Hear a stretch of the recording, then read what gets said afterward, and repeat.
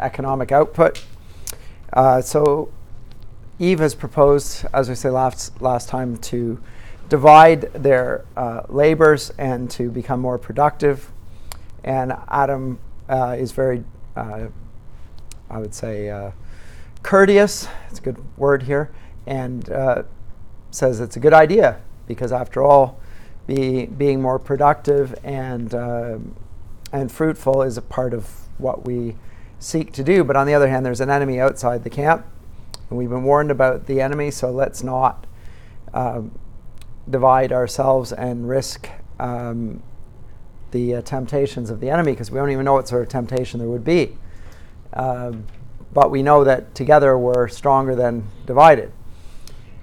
And I think we left off with her response to this, but this is part of, I said there's Milton's challenge here is making it plausible for the success of the temptation scene, which, given our assumptions about that, make it very difficult.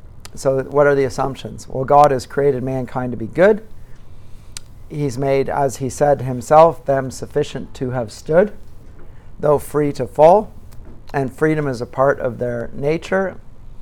And if they had not been free, then they could never have loved him. And God has created them for love. They're to love the Lord their God, as Jesus says, the greatest commandment. They're to love the Lord their God with all their heart, soul, mind, and strength, to love their neighbor as themselves. So those are Jesus says is the greatest commandment. That's how Adam and Eve were actually created. So they need freedom to do that. But as we know, they are going to fall. God has foreseen it. By the way, on the foreseeing, when God, we have to say something about the problem which Milton addresses of foreseeing and predestination, because it looks like that it is predestined that they fall because God foresees it happening, right? So then it must be predestined. That's the false conclusion based on careless looking at the evidence. A better look is when God foresees something, he doesn't foresee it because he's not subject to space and time as we are. So you get rid of the for in seeing, and then it gets rid of part of the problem. God sees everything. Everything that happens in history, the beginning of your life, the end of your life, your parents' lives, historically, he has seen all of it. He sees it all at once because he is not limited to space and time as we are. So he sees what they are going to do, what they have done, where they're from, all of that. He sees it. And in the same way that if we're watching any spectacle and we see what is happening before us, it doesn't mean that we're determining it in the sense that there's no freedom of the actors or agents themselves.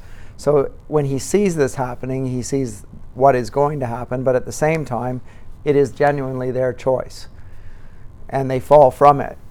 And we left off here then with Eve objecting to what Adam has said, which is let's stick together and avoid the peril.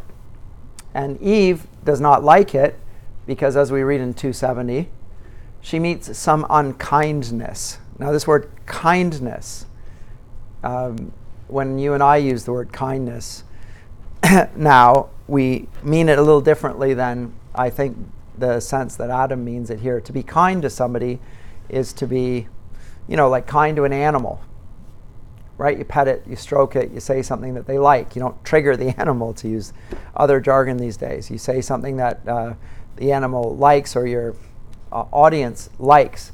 Unkindness here means more than that. It's not just that she doesn't like what he says. It's that it doesn't fit their kind. Remember, God creates all the different kinds of animals, and he's created mankind in his own image. And the two together have a certain dignity that goes with that. And she thinks that he is diminishing her in the response. He's thinking of her as a lesser of the two, and she doesn't like that. Thinks that it is slightly mistaking the situation as they're in it. And so she, and note Milton makes it clear, with sweet austere composure thus replied. So she's unhappy and she's registering her complaint, but she's not outraged, right? She's not indignant, none of those things. But she has an objection, and she makes the objection. What is the objection? Offspring of heaven and earth. Note the courteous language again. And all earth's Lord. That such an enemy we have, who seeks our ruin, both by the informed I learn, and from the parting angel overheard, as in a shady nook. I stood between, just then returned to the shut of evening flowers. But that thou shouldst my firmness therefore doubt to God or thee, because we have a foe may tempt it, I expected not to hear. His violence thou fearest not being such as we, being such as we, not capable of death or pain, can either not receive or can repel. His fraud is then thy fear, which plain infers thy equal fear that my firm faith and love can by his fraud be shaken or seduced. Thoughts which, how found they harbor in thy breast, Adam, misthought of her to thee so dear? You get the point. Why is he even raising it as a complaint? Because it's plainly not her physical strength, because he's talked about it being by her side and physical protection, but actually that's not really, he's not being very clear and careful about what the nature of the temptation will be. It's plainly not a physical threat, and he's her physical superior. Sure, he's stronger and whatever than she is, but he's distrusting her resolve, her faith, her character, and she finds it hurtful. To whom with healing words Adam replied. It's a good response by Eve, by the way. The whole dialogue is plausible. You can imagine this conversation happening. By the way, it's not in Scripture, but this is dramatic.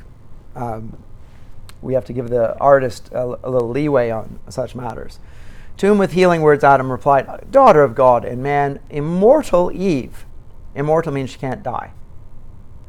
For such thou art, from sin and blame entire, because death will follow sin, right? So of course she's immortal. Not diffident of thee do I dissuade thy absence from my sight, but to avoid the attempt itself, intended by our foe. For he who tempts, though in vain, at least asperses the tempted with dishonor foul. Suppose not incorruptible of faith, not proof against temptation. Thou thyself with scorn and anger wouldst resent the offered wrong, though ineffectual found. Misdeem not then, if such affront I labor to avert from thee alone, which on us both at once the enemy, though bold, will hardly dare. Or daring, first on me the assault shall light.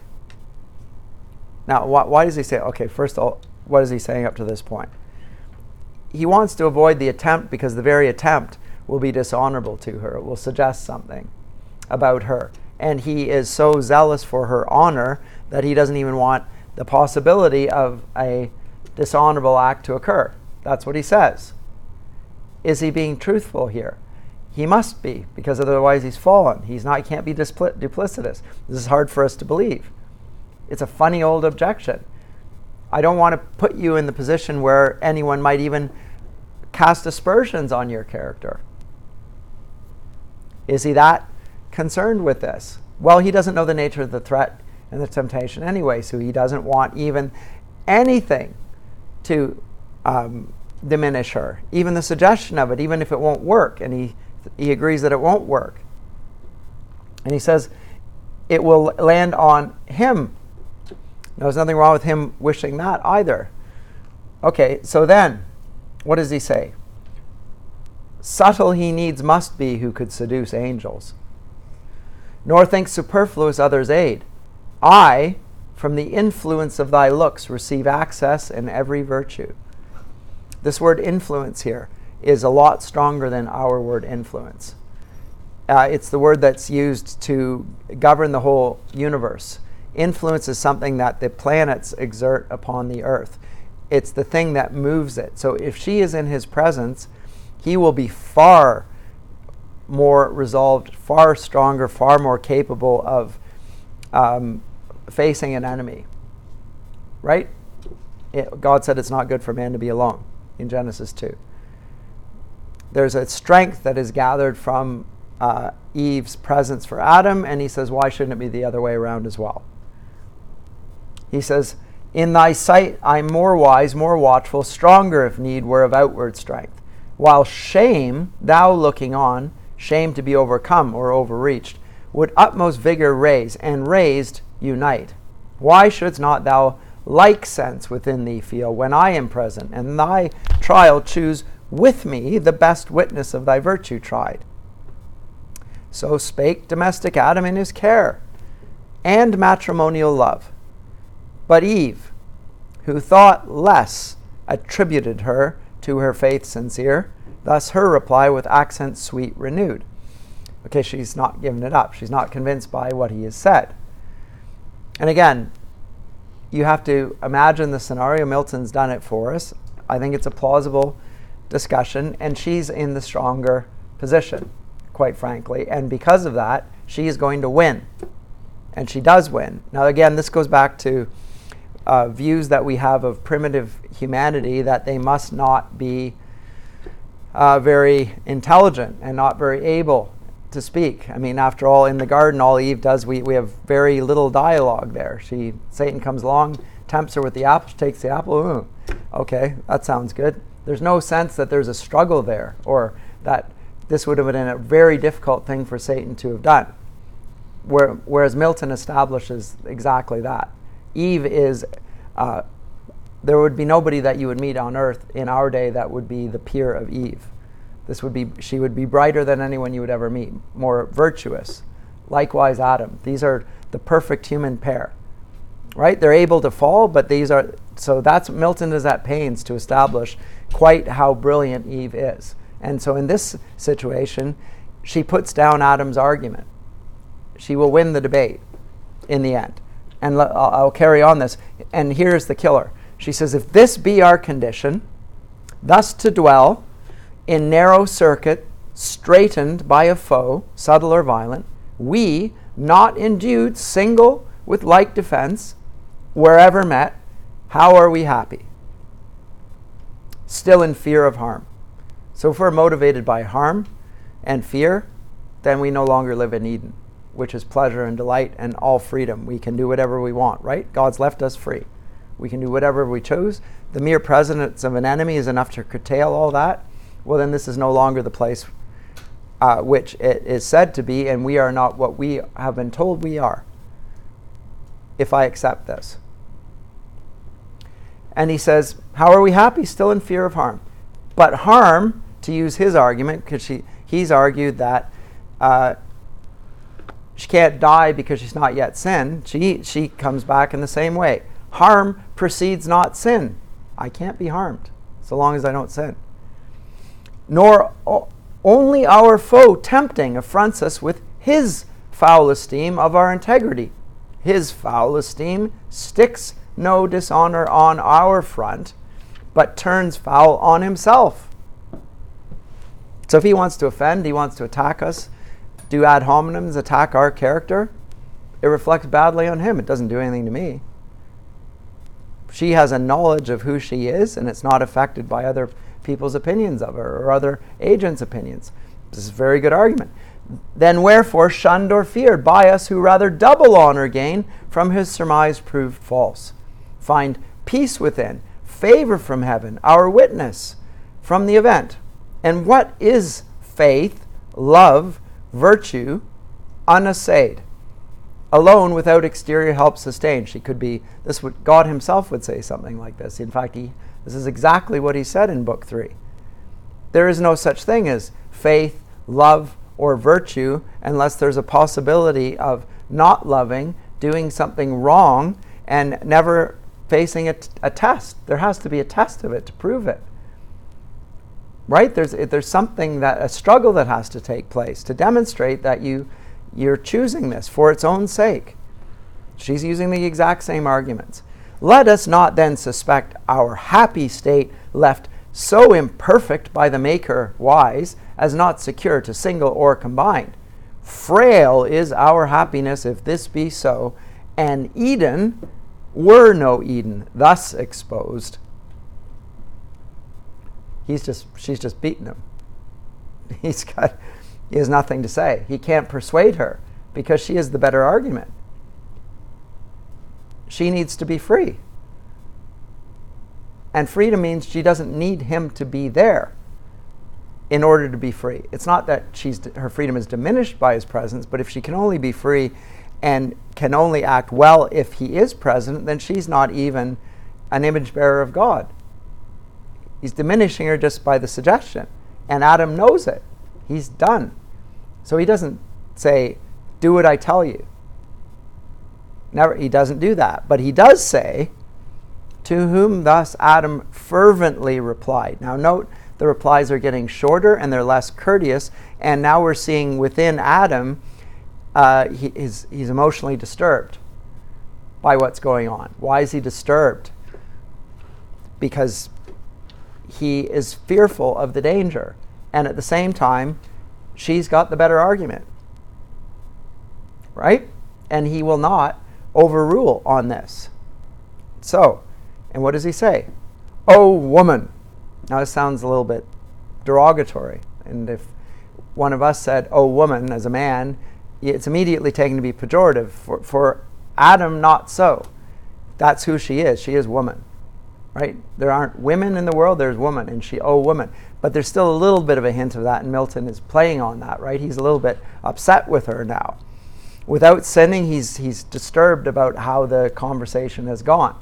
But, oh, woman, best are all things as the will of God ordained them. So she wants to appeal to their state and the state of goodness, which is being free in paradise and loving what is lovable for the sake of the lovely and for no other reason. So then he goes to her ground of appeal. O woman, best are all things as the will of God ordained them. His creating hand nothing imperfect or deficient left of all that he created, much less man, or aught that might his happy state secure from outward force. Wherein lies the threat then? So if we can't be overthrown by an enemy in paradise, where does the threat lie? He can't be. Nothing can change that other than the choice that they will make. And that's where he goes now. Within himself, that is within mankind, the danger lies, yet lies within his power. Against his will, he can receive no harm. But God left free the will. For what obeys reason is free, and reason he made right. But bid her well beware and still erect, lest by some fair appearing good surprise she dictate false, and misinform the will to do what God expressly hath forbid. Not then mistrust, but tender love enjoins that I should mind thee oft, and mind thou me. Firm we subsist, yet possible to swerve, since reason not impossibly may meet some specious object by the foe, suborned and fall into deception unaware, not keeping strictest watch as she was warned. Seek not temptation, then, which to avoid were better, and most likely, if from me thou sever not, trial will come unsought. Wouldst thou approve thy constancy, approve first thy obedience. The other who can know, not seeing thee attempted, who attest. Now this is really a great response by Adam. This is terrific. Because he's saying, you don't need to put yourself in the place of temptation to demonstrate your freedom. You have the freedom already. He wants her to agree to be with him. So he doesn't want to overrule her. He wants her to choose to be with him, and he's giving her reasons why she should choose to be with him.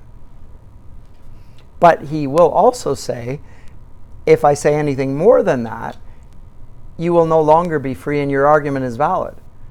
You will effectively no longer be in paradise, even while you're still in paradise and haven't lost it. So it's on an intellectual realm that he's making the argument. He's conceding her point, though, about having free choice and being able to withstand the temptation. But he concludes with this: if thou think trial unsought may find us both securer, then thus warned thou seemst, go. For thy stay, not free, absents thee more. Go in thy native innocence, rely on what thou hast of virtue, some and all, for God towards thee hath done his part, do thine. So in the end he says, if you want to go, you can go. Okay.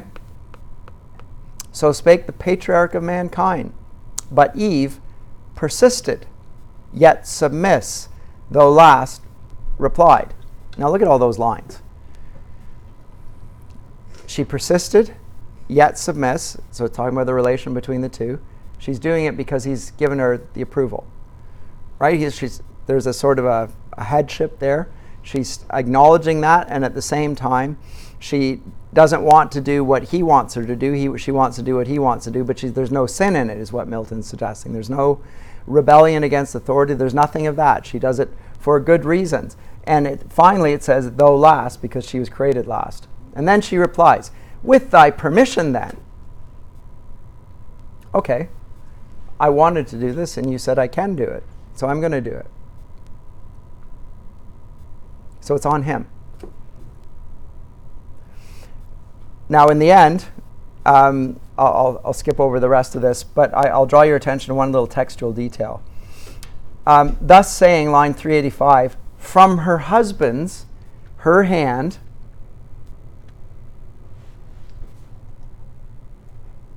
soft she withdrew.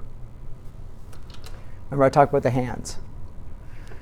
Earlier, the hands, the touching, the solidarity, the unity. Milton uses it throughout the text at various points, and it's sort of it's symbolic. So she soft withdrew her hand, and like a wood nymph, light Oread or Dryad or of Delia's train betook her to the groves. But there was no goddess quite like her, and she went on in this, and then there's a catalog of associations from the ancient world, from Ovid and other places, comparing Eve to these figures of beauty, but none of them are quite as beautiful or as fair or this as Eve. And Milton's comment on this, the authorial commentary here, is "O much deceived, O much deceived, much failing, hapless Eve, of thy presumed return, event perverse, thou never from that hour in paradise foundst either sweet repast or sound repose, such ambush hid among sweet flowers and shades, waited with hellish rancor imminent to intercept thy way or send thee back despoiled of innocence, of faith, of bliss. For now, and since the first break of dawn, the fiend, more serpent in appearance, forth was come, and on his quest where likeliest he might find the only two of mankind, but in them the whole included race, his purposed prey.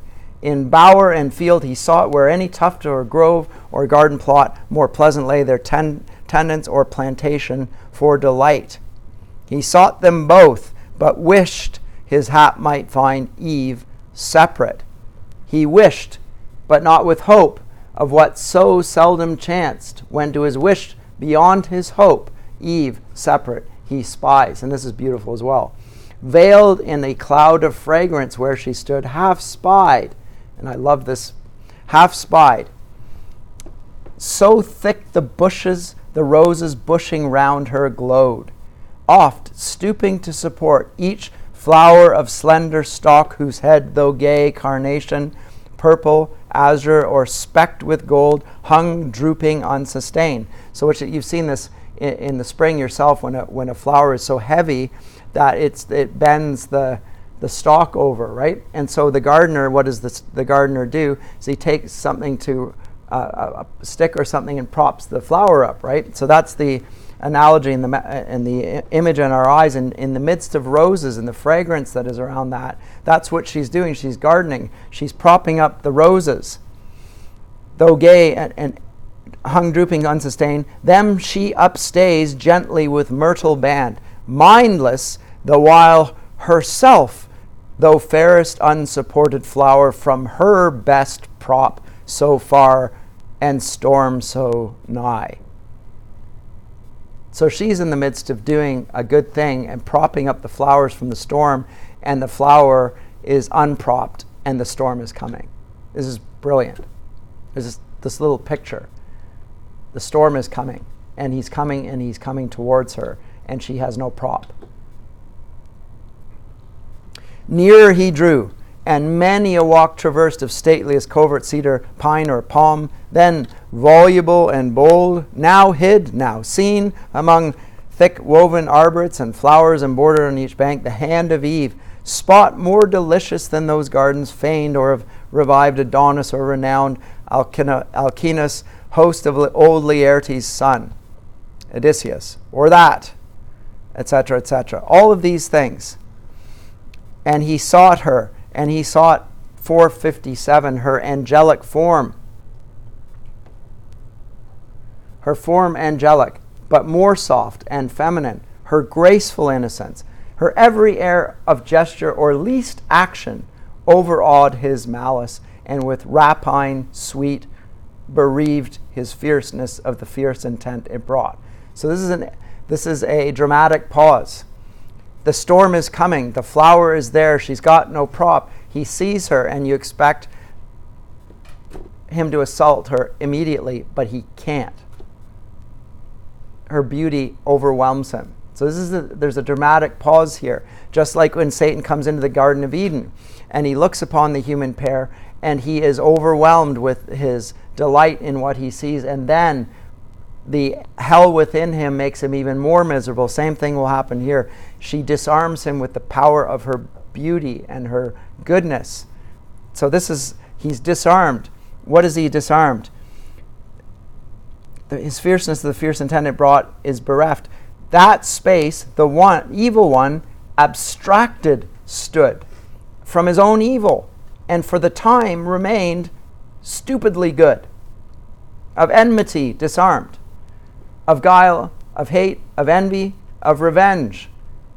But the hot hell that always in him burns, though in mid-heaven, soon ended his delight, and tortures him now more the more he sees of pleasure not for him ordained. Then soon fierce hate he recollects, and all his thoughts of mischief, gratulating thus excites. So for just a time, he's paused. Milton calls him stupidly good. So he's not good, but her goodness has basically stupefied him, has made him still. He can't do what he wishes to do. Just for a moment, there's a pause. And then he recollects himself. Thoughts, whither have ye led me, and with what sweet compulsion thus transported, to forget what hither brought us? It's an internal dialogue. Hate, not love, nor hope of paradise for hell. Hope here to taste of pleasure, but all pleasure to destroy, save what is in destroying. Other joy to me is lost. Then let me not pass occasion which now smiles. Behold, alone, the woman opportune to all attempts, her husband, for I view far around, not nigh, whose higher intellectual more I shun, and strength of courage, haughty and of limb, heroic built though of terrestrial mold, foe not informidable, exempt from wound, I not. So much hath hell debased, and pain enfeebled me to what I was in heaven. She, fair, divinely fair, fit love for gods, not terrible, though terror be in love, and beauty not approached by stronger hate. Hate, stronger under show of love well feigned, the way to which a ruin now I tend. I need a brief comment on this. When he refers to the higher intellectual of Adam and his greater strength, we immediately think, when I say we, unfallen creatures immediately think that Adam or Milton is diminishing Eve. That's not his intention. He's speaking of the power of beauty. Now, beauty is an attribute of God. Eve possesses it in a way superior to Adam. I think it's hard for us to assess this, and the modern feminist movement will not accept Milton's explanation here. When he says that Adam has a higher intellectual and a greater physical strength, and yet he's not somehow superior. He is superior in those ways, but he's inferior in his beauty. And her beauty is divinely fair. It's most godlike.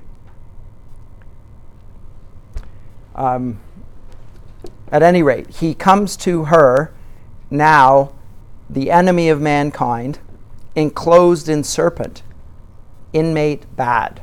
It's a great way of expressing it. Yes? When this talks about talking about Adam and how he's stronger, does that imply that if Adam was there, that he would have engaged physically with the serpent? No, he just said that he's formidable in that sense. If there were a physical fight, he wouldn't be able to win it. He's acknowledging it, and he could hurt him, and not vice versa. So it would have been still a spiritual. It would have to be. Spiritual battle. It would have to be, because he couldn't try the physical assault and win. There's only one way, and that is through fraud. And Adam is superior on that front, but as we've seen, Eve is just bested Adam. So, in a sense, although he's granted her the freedom to do what she chooses, but she's at the very least equaled him. So what does that exactly mean? Hard for us to imagine. And the thing that is different is her beauty, which seems to compel and disarm all things. She's the loveliest of all. And there's something godlike in her beauty, in a way that isn't true of Adam, or to a lesser degree at any rate. And so he goes after, and this is where Milton also makes a mistake, Adam also makes a mistake. He thinks that the devil will not go after the weaker of the two parties, because it would dishonor the devil to go after the weaker of the two parties. Nothing could be further from the truth. The devil is not a gentleman. He's not interested in a fair fight or one that brings honor to him. He's simply interested in winning. So there are no rules. He will go after the weaker. He will go after, just like the wolves will go after the small little lamb or the calf or the weakest of the herd. They're not going after the strongest, because it's not about honor. It's about his victory here. Whereas Adam and Eve put everything in terms of honor, because for them everything's connected. Honor and victory all go together, and goodness, etc. So they can't even imagine what this wicked being, the way he thinks. It's just they don't think the way he does, and that's part of their problem. They don't understand evil. Remember, they've not yet eaten of the tree of the knowledge of good and evil. They know what goodness is. They have no idea what evil is. They don't understand. They acknowledge they don't understand what it is. They don't even know what the threat would be. Why does the enemy hate us? They can't reason with it. That's because it's unreasonable, or it's irrational. There is no reason for Satan to have rebelled against God. He himself admits it. He didn't deserve it. Where did it come from then? Maybe I could have avoided it by being a lesser being, and then I wouldn't have been tempted. And he said, but there were lesser beings and they didn't fall. So that's not a good reason. Who can explain it? They can't. That's part of their problem. They're underestimating their enemy here. Anyway, he speaks, the enemy of mankind, enclosed in serpent, inmate bad, and towards Eve addressed his way, not with indented wave, prone on the ground. So serpents now go on the ground like this, back and forth, right? Whereas he is up on his back, or on his coils. So if you wanted to imagine it, I can pull it over. I mean, a serpent usually is along the ground like this. He's like this. Right? So Eve is going to stand there. Oh gosh, I don't even want to draw Eve. There's Eve. She's going to smile, whatever. And he's up on his coils, as if he were an erect. Yeah, I know you like my drawing, right? This is not an art class, thankfully. But something like that, that's what he's portraying here. He's not prone on the ground as since, but on his rear, circular base of rising folds that towered fold above fold, a surging maze. His head crested aloft and carbuncle his eyes, with burnished neck of verdant gold erect amidst his circling spires that on the grass floated redundant. Pleasing was his shape, and lovely, never since of serpent kind lovelier. And then he'll go through a list of different classical serpents and so forth. But the depiction here, so there's something about this serpent which is more persuasive than a normal serpent would be.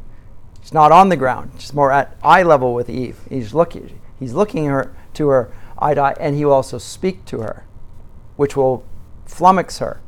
How is this possible? How is it possible? Because to speak is to have reason, and she is confused by the category here, because I thought of the serpent kind, speech was impossible, and reason wasn't so sure about that. How is this then happening? Well, you would have thought if she were on her alert, this is the problem right away. You would immediately say, okay, this is the threat. But to be fair to her, she's not met everything yet in the garden. That's how rich the Garden of Eden is. They're categorizing and seeing new things every day, delighting them, naming them, whatever. She's not yet encountered this beast yet. So it's not, otherwise it's implausible. If she knows everything and this is a new type of thing, she'd say, okay, well that's the enemy right there. He's just identified himself. But he goes up, and she, busied, 5:18, heard the sound of rustling leaves, but minded not, as used to such disport before her through the field, from every beast more duteous at her call than at Circean call the herd disguised. She's used to other beasts coming up to her. They do it all the time. She's the most beautiful thing in the garden. The beasts come up and they want to look at her. So there's nothing new about this. And she's not troubled by it because she's not afraid of anything. So up he comes. Oft he bowed his turret crest and sleek enameled neck. His gentle, dumb expression turned at length the eye of Eve to mark his play. He glad of her attention gained with serpent tongue organic or impulse of vocal air, his fraudulent temptation thus began. Wonder not, sovereign mistress, if perhaps thou canst, who art sole wonder, much less arm thy looks, the heaven of mildness, with disdain, displeased that I approach thee thus and gaze insatiate. I thus single, nor have feared thy awful brow, more awful thus retired. Awful means, in modern English, means dreadful, right? Awful, disgusting, awful. In English from the 18th century and before it, it means awesome. So what we say is awesome, they say awful. It's full of awe. We say awesome now. They don't even have that word awesome. That's what it's meant by. It's an awesome. It brings him to awe. That is what's intended here. Thy awesome brow, more awesome, thus retired.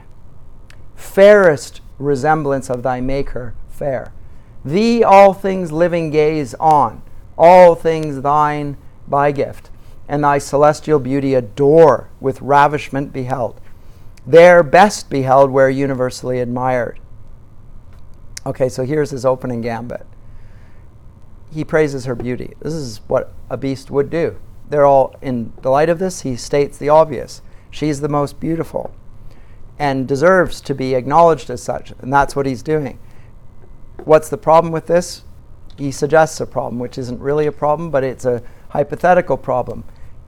It's best beheld where it's universally admired.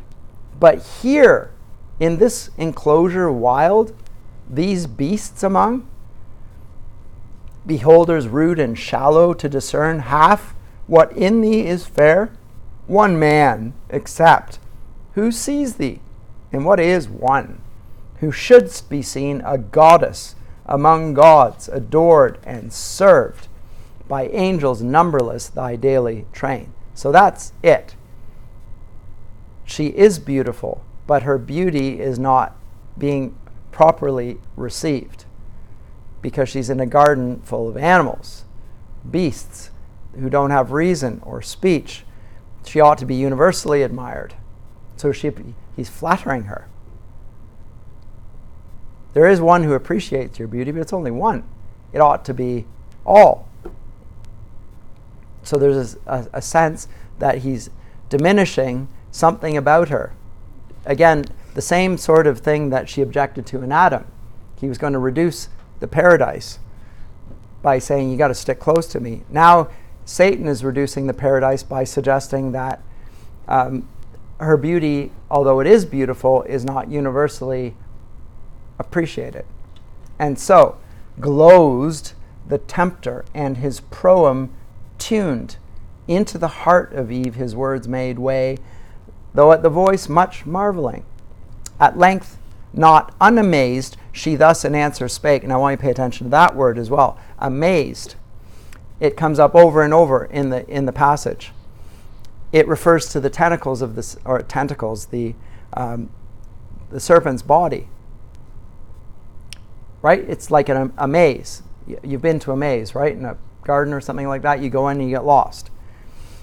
But to be amazed in the English language means to be stunned, incapable of speech. And there's a further implication to that here, which is she can't follow the logic. There seems something right about it, but there's something that's not altogether right. She's lost she's listening to his voice. And she's following his logic, and it's not that his logic is wrong, because she is beautiful, but he's taking her away from safe ground by listening to him. So she's not unamazed we hear here. So there's something, confusion is set in. What's the confusion? Well, he's talking. That itself is confusing. And yet at the same time she likes it.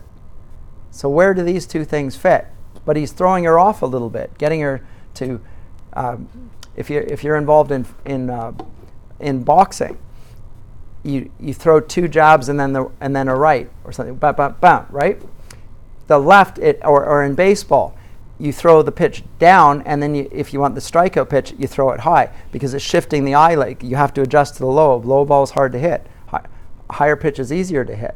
But if you're looking down because it's coming so fast, you're regular for it, and so you're not ready for the one that's a little bit up in the zone, and you're swinging because you think it's easier to hit, but you don't catch up to it.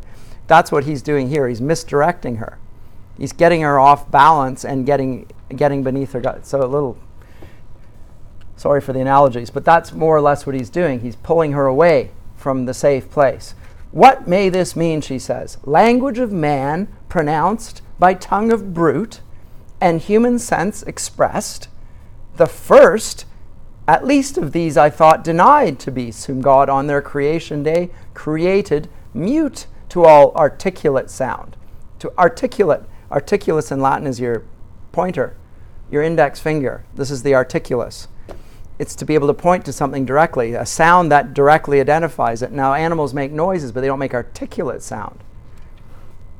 They don't point to it directly. They don't name it. They are not capable of naming. Adam and Eve are the namers, those who are articulate. Speak exactly, but this thing does. He said, I thought I was denied to this. Of course, she wasn't around on the creation day.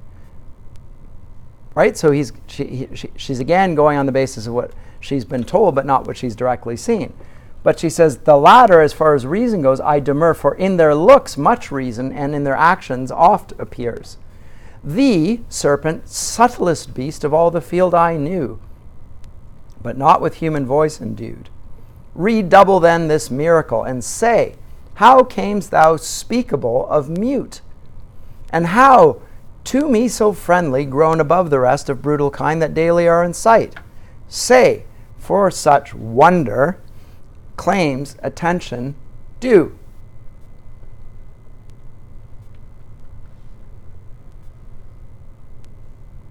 To whom? The guileful tempter thus replied, Empress of this fair world, resplendent Eve, easy to me it is to tell thee all, what thou commandst, and right thou shouldst be obeyed.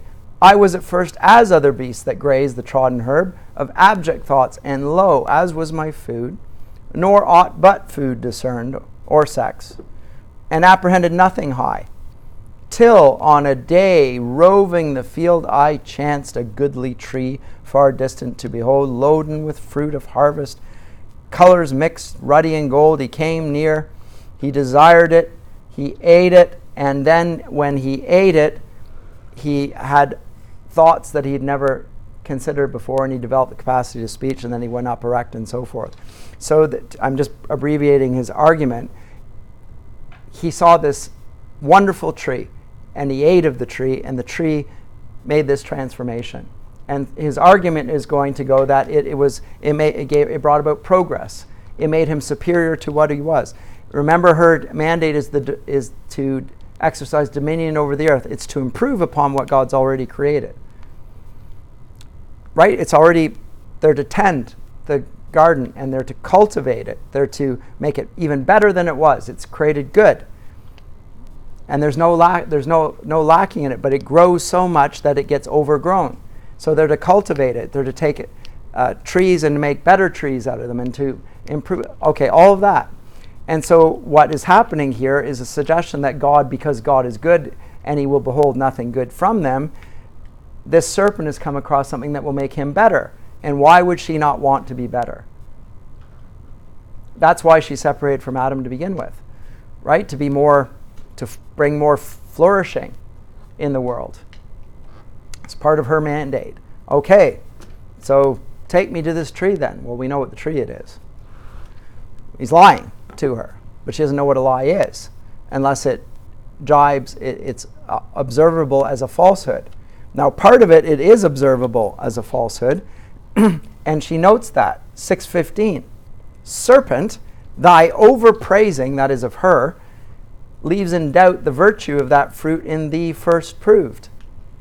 The fact that you keep going on about how beautiful I am and how wonderful and how superior I am above all things suggests to me that maybe it's not quite the way you're putting it. Right? So she's not a dummy. She realized she's being buttered up or flattered here. All the same, take me along. Thy overpraising leaves in doubt the virtue of that fruit. But where grows that tree? How far? Take me there. And to whom the wily adder, blithe and glad, Empress, the way is ready and not long, beyond a row of myrtles, on a flat, fast by a fountain, one small thicket past of blowing myrrh and balm. If thou accept my conduct, I can bring thee thither soon. So off they go. They get there, and he leads her to the tree of prohibition, the root of all our woe. Now that line, 6:45, remember right at the beginning, the invocation of the Muse. Of man's disobedience and the fruit of that forbidden tree which brought death into our world and all our woe. Right there. This is the root of all our woe. Why is it the root? Because the fruit will be, or the tree holds the fruit whose taking will be the root of sin. It allows sin, which is in hell, to come into paradise and overthrow them. Which when she saw, thus to her guide she spake, serpent, we may have spared our coming hither, fruitless to me, though fruit there be in excess, the credit of whose virtue rest with thee. Wondrous indeed if cause of such effects, but of this tree we may not taste nor touch. God so commanded, and left that command, sole daughter of his voice. The rest we live law to ourselves. Our reason is our law. Everything she said there is true, except one thing. She says that they're not able to touch it. And that's not what God said. Go back and look in the Genesis text yourself. You're not to eat of the tree, but it doesn't say anything about touching it. But she repeats, the words that she gives there are taken from Genesis 3. She says to the serpent, we aren't allowed to eat of it or touch it lest we die. That's not what God said. She's added to the prohibition. That addition to the prohibition makes it seem a little unreasonable. God's being a little bit more curtailing of their freedom. The only thing she's not allowed to do is eat of it. But she adds touch. Now, who adds the touching as a prohibition? It's hard to know. People can speculate. Did Adam tell Eve, who wasn't around when the prohibition was given, don't even touch it? Like, just stay away. So it's not that you can't, not only don't eat it, just go nowhere near it. Make sure you don't even, rub up against it or something. He's anxious to keep her from harm. Just like he suggested here. I don't even want you to suffer the attempt. Because he cares for her. So he's a little overly cautious. That over-cautiousness appears a little unreasonable. It appeared a little unreasonable to her, which is why she left him to begin with. Because it was a little unreasonable. He couldn't argue against it. His anxiety. And now, the serpent will use this. And he will speak, and he presents himself, or Milton presents him as a humanitarian. That's the express word that's used. He will speak as on mankind's behalf as if he were defending them against a prosecutor.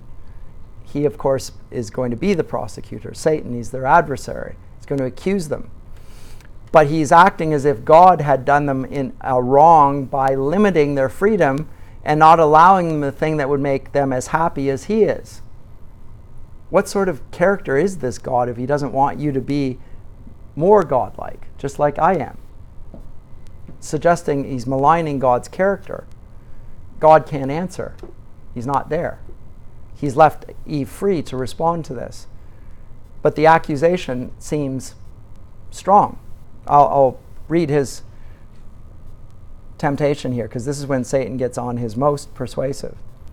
To whom the tempter guilefully replied, Indeed, hath God then said that of the fruit of all these garden trees ye shall not eat, yet lords declared of all in earth or air? Contradiction. If you're the Lord, then how can anything be prohibited from you? You're not the Lord. So there's a contradiction in God's logic here. Right? You got the point? Like, it's just a small point. And he's going to keep on building a small point of cases, and the cumulative effect is to make God appear unjust. Or unjust, rather.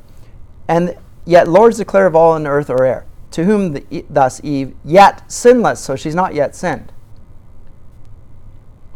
Of the fruit of each tree in the garden we may eat. But of the fruit of this fair tree amidst the garden God hath said, Ye shall not eat thereof, nor shall ye touch it, lest ye die. She scarce had said, though brief, when now more bold the tempter thus with show of zeal and love to man, and indignation at his wrong, new part puts on, and as to passion moved, fluctuates, disturbed, so the serpent is shaking with rage at the indignity done to mankind by this prohibition.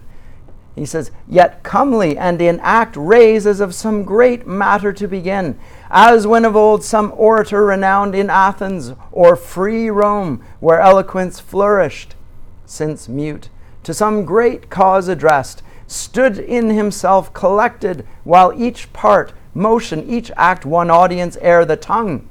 Sometimes in height began as no delay of preface brooking, though his zeal of right, through his zeal of right.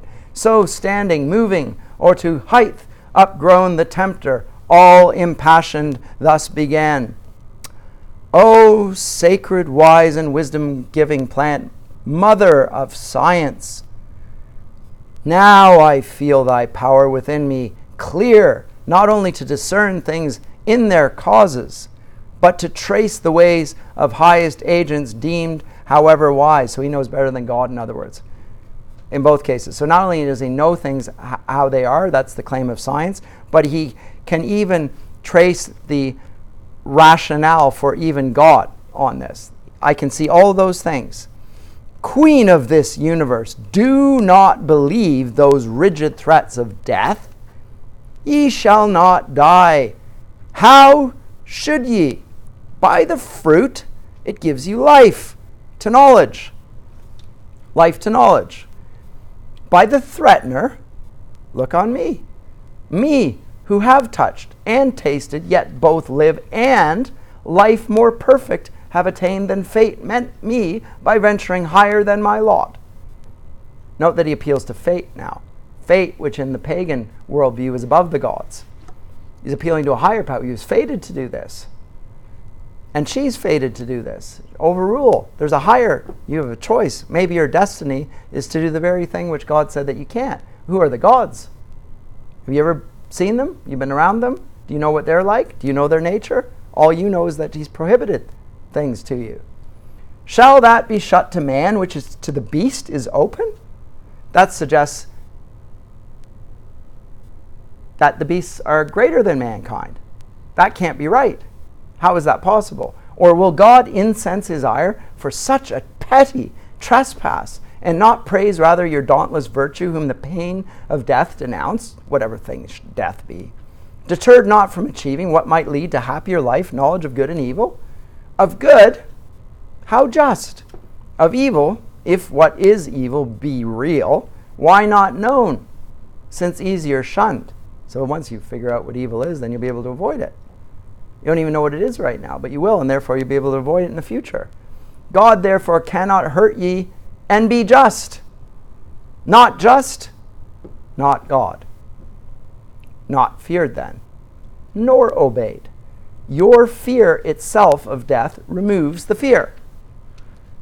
Why then was this forbid? Why but to awe? Why but to keep ye low and ignorant, his worshippers? He knows that in the day ye eat thereof your eyes, that seem so clear yet are but dim, shall perfectly be then opened and cleared, and ye shall be as gods, knowing both good and evil, as they know that ye should be as gods, since I as man, internal man, is but proportion meet. I of brute, human, ye of human, gods. So there's the great chain of being that Milton is referring to here. There are animals,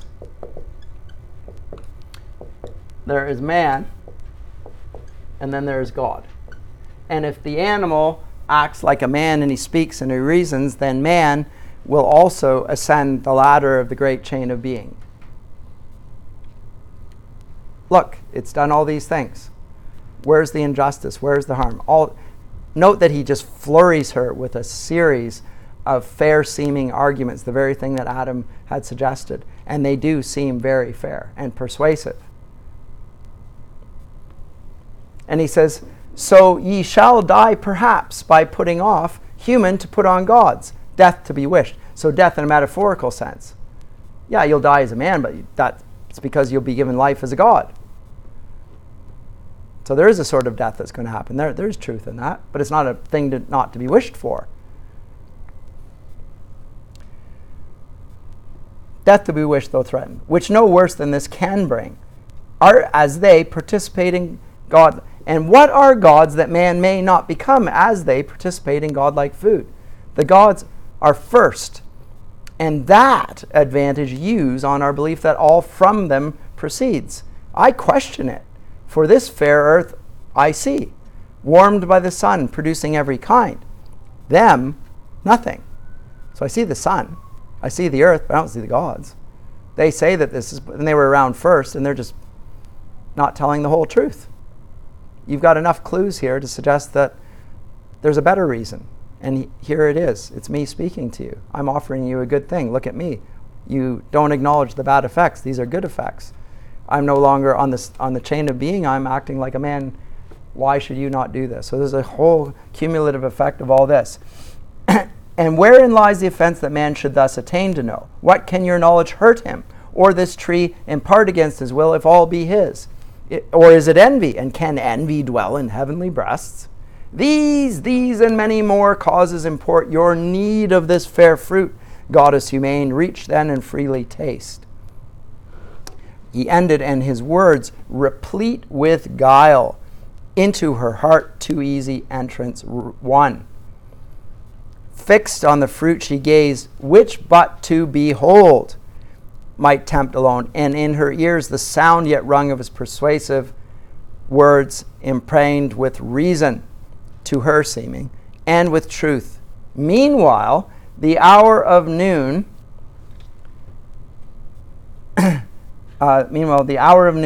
drew on and waked an appetite, eager appetite raised by the smell so savory of that fruit, which with desire inclinable now grown to touch or taste solicited her longing eyes. Yet first pausing a while she reflects. And then she has a little internal monologue to this, in which she persuades herself of what Satan had set in motion.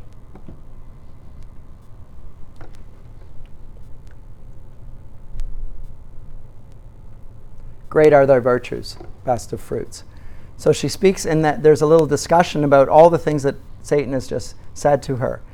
And she thinks about the consequences of everything that's said. And the injustice of it. So she's the sinful thoughts that Satan introduces are now going around in her head before she eats, because of course the thought is going to precede the action. So she hears the words, and then she's meditating on Satan's thoughts, and she has nobody to have a dialogue with. All of these things could have happened in Adam's presence, the very arguments that were just made. But at that point, Adam and Eve would have had a dialogue, and they would have rejected what was said to them, presumably. However, if you go to the Genesis account, Genesis 3, Adam is with her. It makes it even more problematic. All of these dialogues that take place here, Milton is putting in here to make it dramatically plausible to the reader how this should happen. I think he does a pretty fair job of it myself. Does rather well. And in the end, he persuades her, and then she persuades herself. And it concludes with this. So saying, her rash hand in evil hour, forth reaching to the fruit she plucked, she eat. Earth felt the wound, and nature from her seat, sighing through all her works, gave signs of woe, that all was lost. Back to the thicket slunk the guilty serpent. And well might, for Eve now intent now wholly on her taste, naught else regarded. And what does she do at the end of this? She praises the tree. She worships the tree. So she immediately shows the effects of the tree, because now she's no longer reasoning about it. She's not thinking about it. Now she's a slave to her passions. So when she eats the fruit of the tree of the knowledge of good and evil, what the issue at stake here is of obedience. And that's Milton's first note of the epic, of man's disobedience. And the fruit of that, that's what's at stake. It's about obedience. It's not about winning the argument. It's about doing what the right thing is. You do what you're told. And there's only one thing on which they need to do what they're told, and that is in the tree of the knowledge of good and evil. On that, and there's no reason given why they shouldn't take it.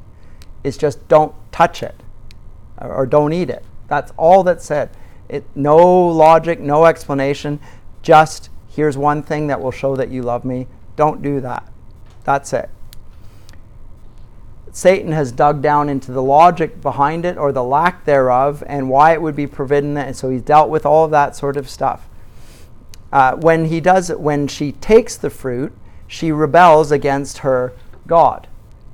So she goes against the hierarchy of nature. The consequence of this is visited on the hierarchy within her, because up to this point, her reason in her mind rules over her passions, through her soul, her spirits, her character, that keeps everything in place. Now that she has chosen to disobey God, her passions now rule over her reason. She no longer thinks straight. She has terrible logic, in fact, and it's all self-justifying. We're going to find this in a second. And the other thing is that she now worships a tree. So she didn't want to worship God, and now she's going to worship a tree, which is as stupid as you can get. Right? And calls it a sovereign, virtuous, precious of all trees, etc. And will literally go down and prostrate herself before the tree, and led by her lusts, which are not ruled by her reason. And love, which had been characteristic of the fall, before the fall, will now give way to lust. And we'll see that when the two come out. But now that she has done this, she thinks about the consequences. What are the consequences? Well, she might die. So she's done this on her own. What might happen? Well, she's been told she'll die if she eats of it. Okay. So let me think about this further. If that happens, then I won't exist anymore and Adam will. And what will God do? Well, maybe he'll create another Eve. A death to think, she says. So I'm going to share, because at first she thinks, I'm better than I was before. Adam will love me even more. He'll find me more desirable than he ever did.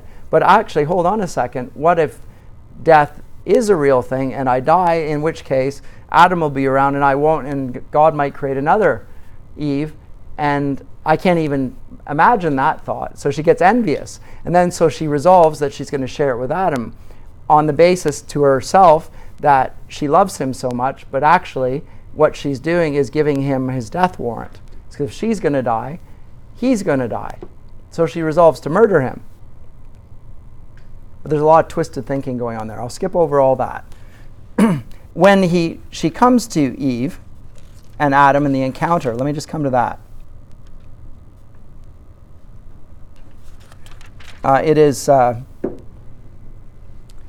because I talked about the hands and so she does the reverence to the power that dwelt within of the tree, and she speaks to Adam. And when she speaks, she admits that she's eaten of the tree of the knowledge of good and evil. So she's committed sin. And he, shocked at what she says this, or the description here. He is amazed. Line 889. That maze. What do? He's stunned by her action and doesn't know how to act himself. He's struck by her action, not by her words. But he says he's astonished, he stood in blank, while horror chill ran through his veins and all his joints relaxed. And then this wonderful, wonderful phrase. From his slack hand, the garland, wreathed for Eve, down dropped, and all the faded roses shed. Speechless he stood and pale, till thus at length, free, first to himself, he inward silence broke. But note that.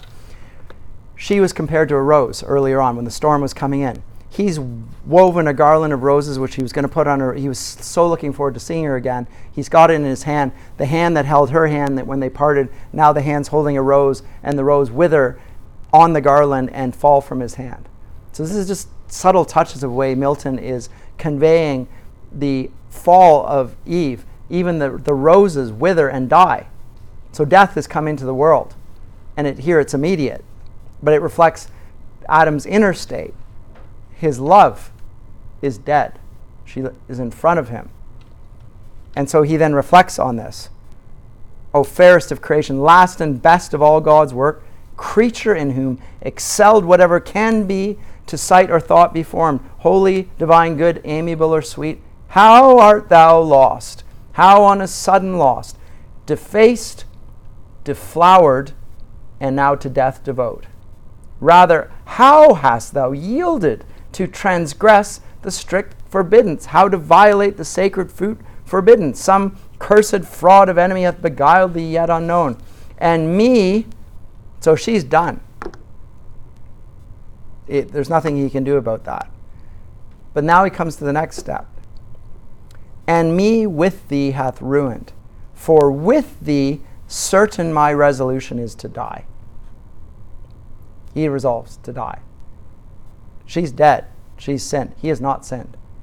He let her go. That's not sin. Right? He didn't send her off to her death. He warned her. He thought she was correct.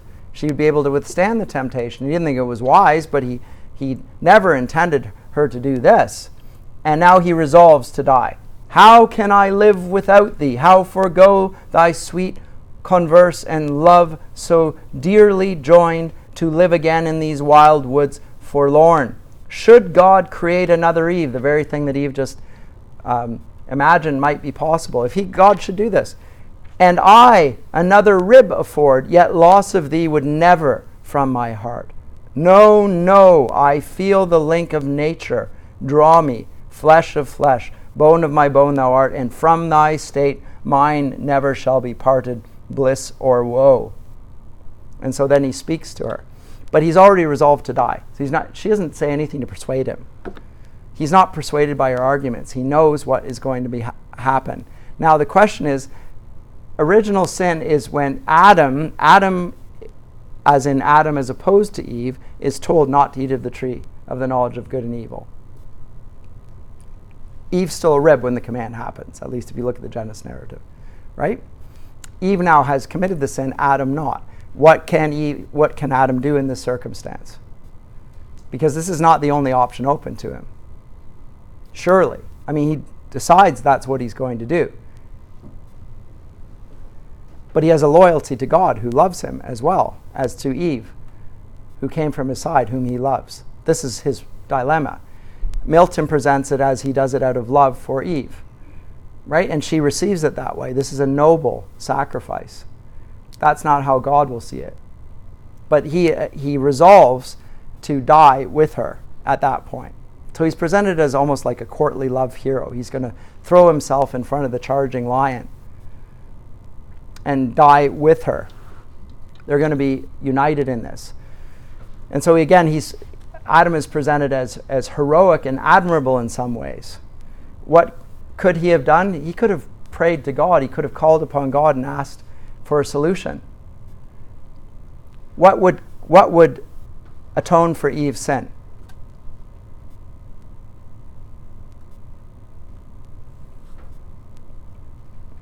Not Eve. Eve's a sinner. Nothing can atone for her sin. She can't atone for it.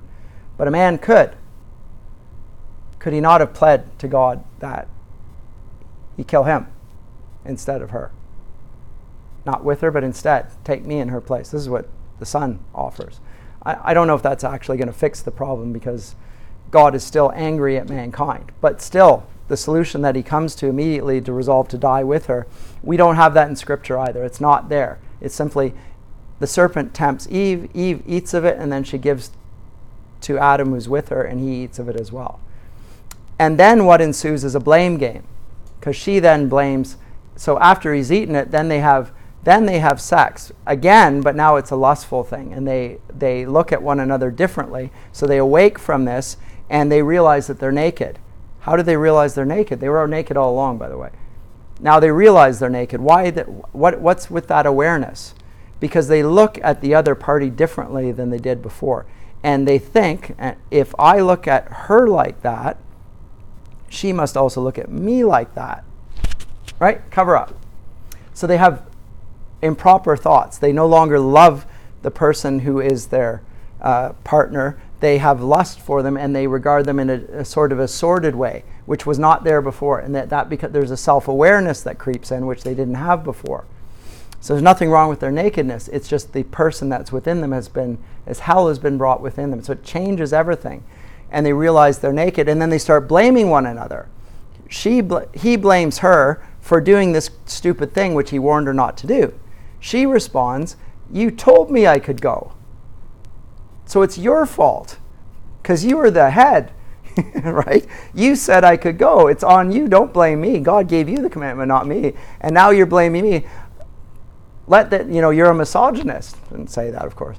But the equivalent of that, and they both go. And the conclusion of Book 9 is quite extraordinary. Thus they, in mutual accusation, spent the fruitless hours. Isn't that the description? They add the fruit, and now the hours are fruitless. The fruitless hour, but neither self-condemning. And of their vain contest appeared no end. They're acting like Satan. They're accusing. They're no longer like God and blessing with their words. They're simply hurling abuse at one another. The hell has been brought within the Garden of Eden. I'm not getting to the next bit. I'll do that next class. But that's how this whole temptation scene concludes, is with the two of them now acting not like God, but like Satan. So they have been created in the image of God. They have eaten of the tree of the knowledge of good and evil. And as Adam will say, yeah, we now do know good and evil. We know good lost and evil got. That's what we know. Thanks, Eve. Well done.